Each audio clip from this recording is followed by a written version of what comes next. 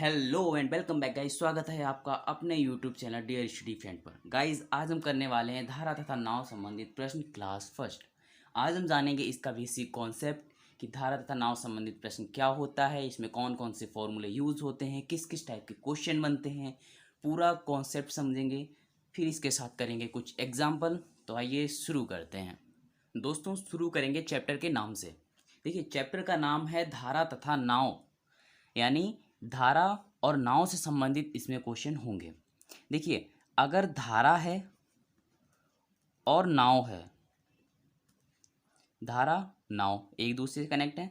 अगर धारा है नाव है तो दूरी भी होगी, और अगर दूरी है तो समय भी होगा। यानी इस चैप्टर में हमसे चार चीज़ें पूछ सकता है एग्जामिनर। एक तो धारा, दूसरा नाव, तीसरा दूरी और चौथा समय। यानी जो क्वेश्चन बनेंगे वो इन चार टॉपिक पे ही क्वेश्चन बनते हैं। चलिए इसके कुछ रूल्स हैं, पहले हम रूल्स समझ लेते हैं। चलिए पहले लिख लेते हैं। माना, पॉइंट डाल के इसे लिख लेंगे। माना शांत जल में नाव का वेग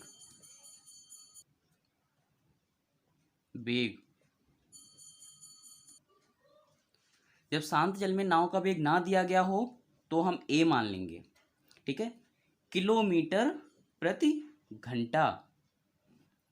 तो इसी में जब हमें ये नाव का वेग नहीं दिया गया है और ना ही धारा का वेग दिया गया हो तो धारा की वेग को क्या मान लेंगे,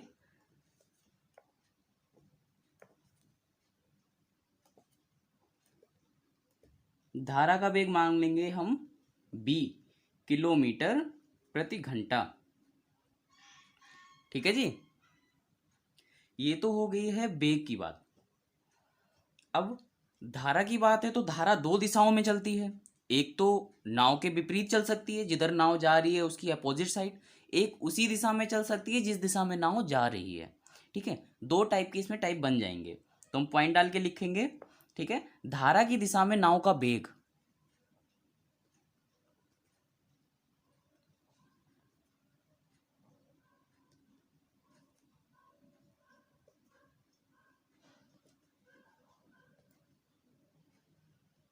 धारा की दिशा में नाव का वेग क्या होगा।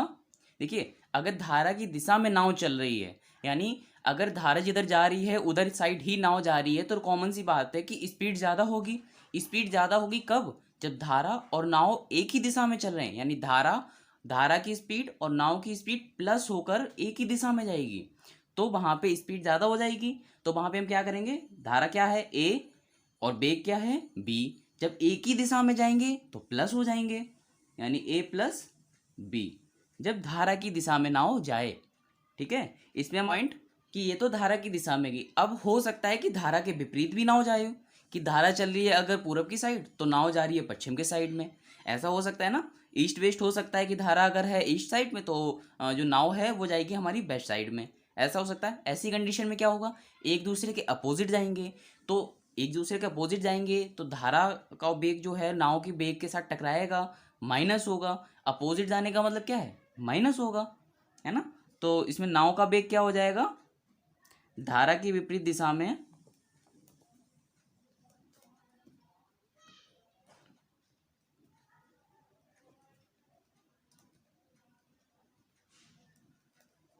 नाव का वेग तो क्या हो जाएगा, माइनस हो जाएगा।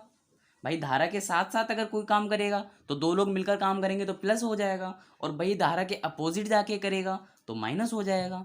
ठीक है, ये तो हो गया धारा की दिशा में और धारा के अपोजिट जाके। कई बार क्या होता है कि एग्जामिनर इतना लंबा आपसे ना पूछकर इसे बहुत ही छोटे तरीके से पूछ लेते हैं। जैसे मान लिया एग्जामिनर कह देगा धारा की दिशा में नाव का वेग, ये ना पूछकर आपसे पूछ लेगा कि अनुप्रवास क्या होगा। अनुप्रवास बोलते हैं धारा की दिशा में नाव के वेग को, तो इसे बोलते हैं हम अनुप्रवाह। और इसी को अगर पूछ लिया धारा की विपरीत दिशा में नाव का वेग, तो इसे हम बोलते हैं ऊर्ध्व प्रवाह, ऊर्ध्व प्रवाह। आपके कई बार क्वेश्चन में भी ये वर्ड पूछ लिए जाते हैं। ठीक है, इसी में हम स्टार बना के आगे देखेंगे कि धारा की दिशा में नाव का वेग तो हो गया, ठीक है, लेकिन हम इसे फाइंड कैसे करें। ठीक है, मान लिया यदि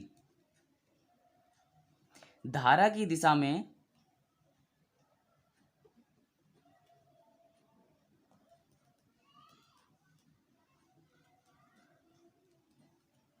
नाव का वेग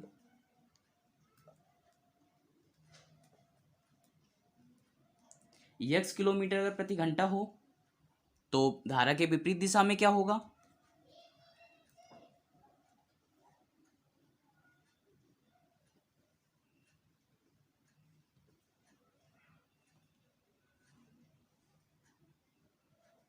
विपरीत दिशा में नाव का वेग क्या होगा, 22 किलोमीटर प्रति घंटा।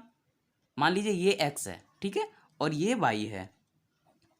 अगर धारा की दिशा, मान लो सपोज दैट धारा इधर को चल रही है, x की तरफ चल रही है, नाव अगर x की तरफ जाएगी तो x किलोमीटर प्रति घंटा जाएगी, और अगर y की तरफ चल रही है, मान लो ये तो धारा चली रही है और नाव y की तरफ आ रही है, यानी अपोजिट आ रही है, तो 22 किलोमीटर प्रति घंटा चलेगी, है ना। तो इसी में ये हो जाएगा 22 किलोमीटर प्रति घंटा। अच्छा, इसे हम फाइंड कैसे करेंगे। यदि शांत जल में वेग पूछ लिया जाए, भाई अब ना धारा चल रही है और ना ही नाव चल रही है, शांत जल है, शांत बिल्कुल ठहरा हुआ जल है, तो वहाँ पे क्या हो जाएगा, इसकी आधी स्पीड हो जाएगी, क्योंकि अब तो सिर्फ नाव ही ट्रेवल करेगी, धारा तो नहीं चल रही है, सिर्फ नाव को अपना ही देना होगा, अपनी ही स्पीड बतानी होगी। तो उसमें क्या होगा, 1/2 x plus y. X plus y क्यों होगा, मैंने आपको बताया था धारा की दिशा में नाव का वेग। अभी तक क्या था कि हम धारा की दिशा में बढ़ रहे थे, अब धारा नहीं चल रही है, सिर्फ नाव चल रही है, तो इसका आधा वेग हो जाएगा। अगर ये पूरा है और नाव, अगर इसमें से हम धारा का वेग हटा देंगे तो सिर्फ नाव का ही तो वेग बचेगा, तो आधा नाव का वेग है, आधा धारा का वेग है, धारा का वेग हमने हटा दिया, नाव का वेग बचा हुआ है। तो इसमें क्या हो जाएगा हमारा सेकंड। अगर पूछते हमसे कि शांत जल में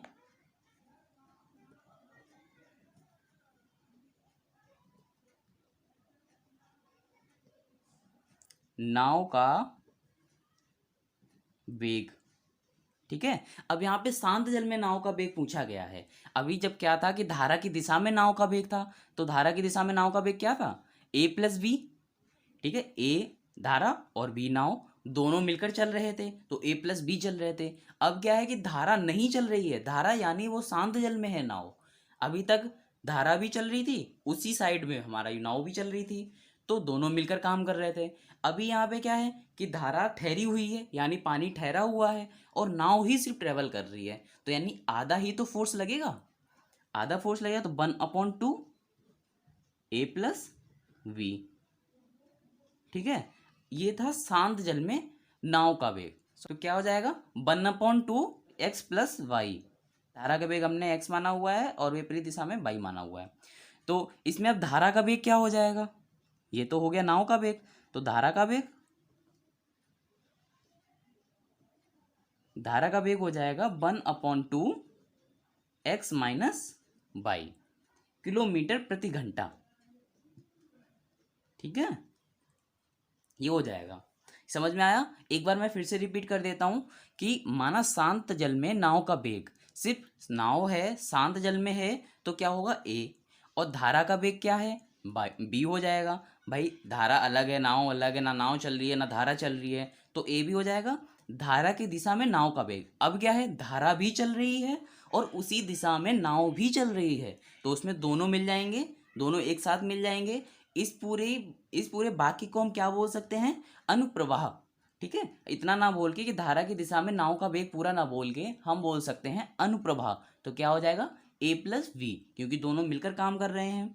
इसी में सेकेंड टाइप हमारा बन जाता है कि धारा के विपरीत दिशा में नाव का वेग। अभी क्या था कि धारा और नाव साथ साथ चल रहे थे, अब धारा अपोजिट दिशा में है और नाव अपोजिट दिशा में है, तो क्या हो जाएगा माइनस हो जाएगा, तो यानी a माइनस बी। इस पूरे वाक्य को हम एक शॉर्ट फॉर्म में बोलते हैं ऊर्ध्व प्रवाह, ठीक है जी।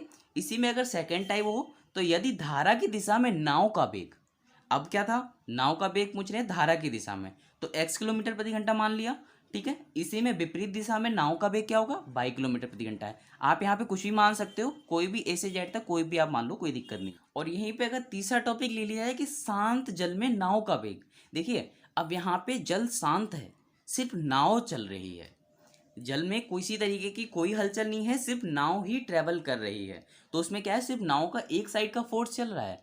तो नाव 1/2x+y, ठीक है, ये वाला। और सेकंड है कि धारा का वेग। अब यहाँ पे क्या है कि नाव चल रही है, धारा ठहरी हुई है, तो कुछ धारा का भी तो वेग होगा ना। तो इसमें हो जाएगा 1/2x-y, किलोमीटर प्रति घंटा। ओके गाइस, चलिए कुछ एग्जाम्पल करते हैं जो ये प्रूफ करेंगे कि इस तरीके से इन फॉर्मूलों को हमें पुट करना है। एक तैराक यानी स्विमर की चाल की धारा की दिशा में 10 किलोमीटर प्रति घंटा है तथा धारा के विरुद्ध 6 किलोमीटर प्रति घंटा है, तो धारा का वेग बताएं क्या होगा।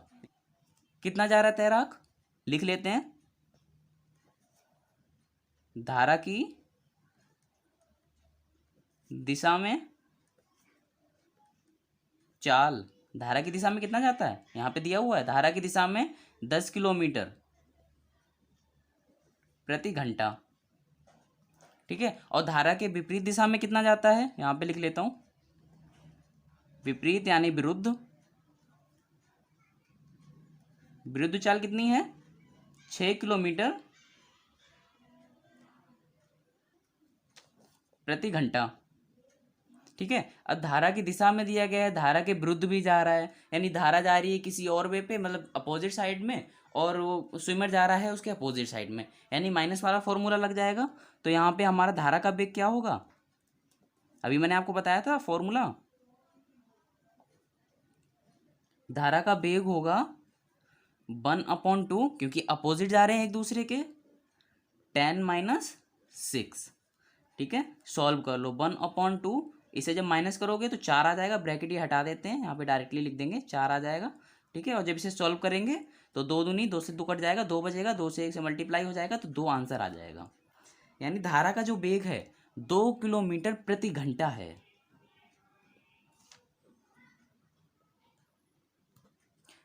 सेकंड क्वेश्चन हमारा कहता है एक तैराक की धारा की दिशा में 10 किलोमीटर प्रति घंटा है। फर्स्ट वाला क्वेश्चन ही है, मैंने कुछ करेक्शन किया हुआ है इसमें।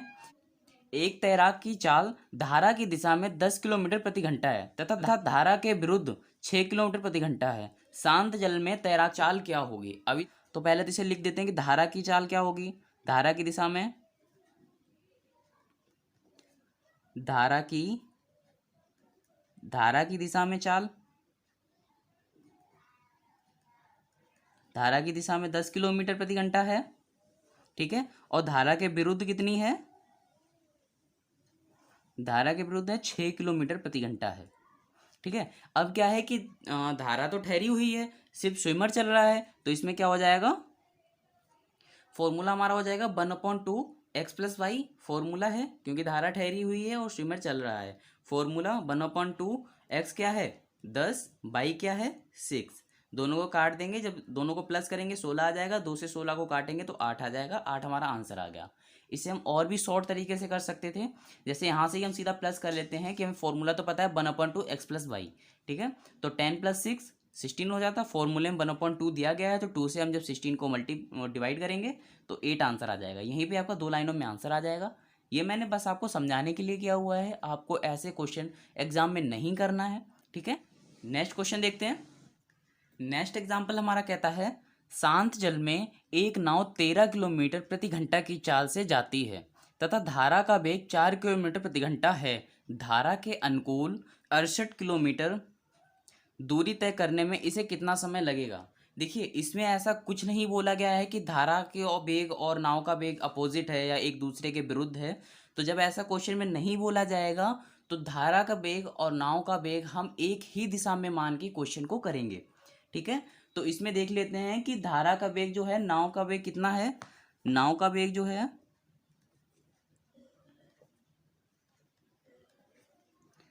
13 किलोमीटर प्रति घंटा है, ठीक है। तथा धारा का भी वेग जो है इसी में तो ऐड हो जाएगा क्योंकि एक ही दिशा में है, 4 किलोमीटर प्रति घंटा, टोटल कितना हो जाएगा 17 किलोमीटर प्रति घंटा हो जाएगा।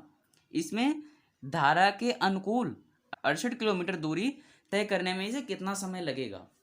तो अनुकूल जाएगी, क्या करेंगे, डिवाइड कर देंगे, 78/17 डिवाइड कर देंगे, तो 4 बार में डिवाइड हो जाएगा, तो 4 किलोमीटर प्रति घंटा आंसर आ जाएगा।